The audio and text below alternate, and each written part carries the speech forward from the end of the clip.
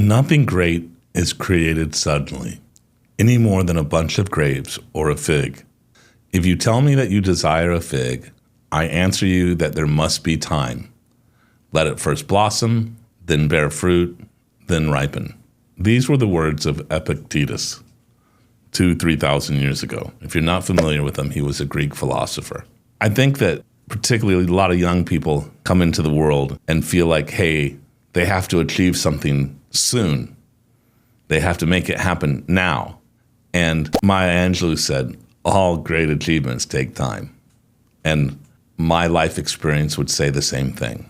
The missing factor in most people's goals when they go over them with me, or the misunderstood factor, or the misapplied factor, is the factor of time. When I look at most people's one-year goals, it's too much. They're trying to achieve too much in that 1 year. When I look at their 5-year goals, they're often underestimated.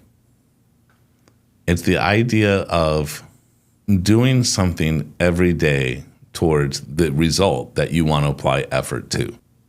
So in other words, if you think about a pond, in the very early days of spring, one lily pad pops up. And the next day, there's 2 lily pads. And the next day, there's 4 lily pads. Then you have 8. Because each day, the lily pads replicate themselves. The day before the pond is full, it was only half full.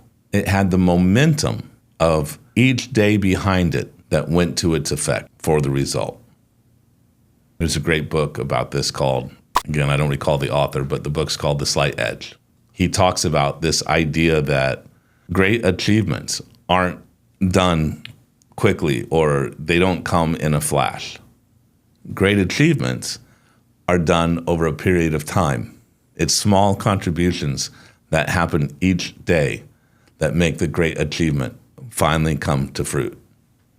One of the great analogies or kind of stories he uses in it is to imagine yourself and a friend.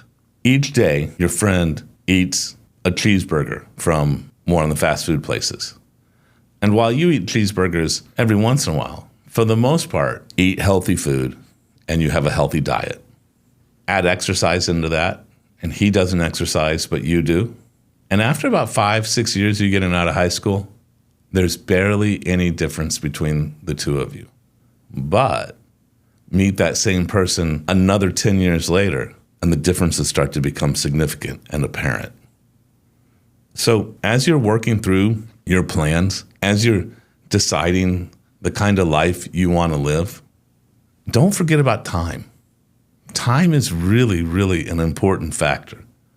Remember, most people overestimate what they can get done in a year with their goals, and they underestimate what they can get done in 5 years.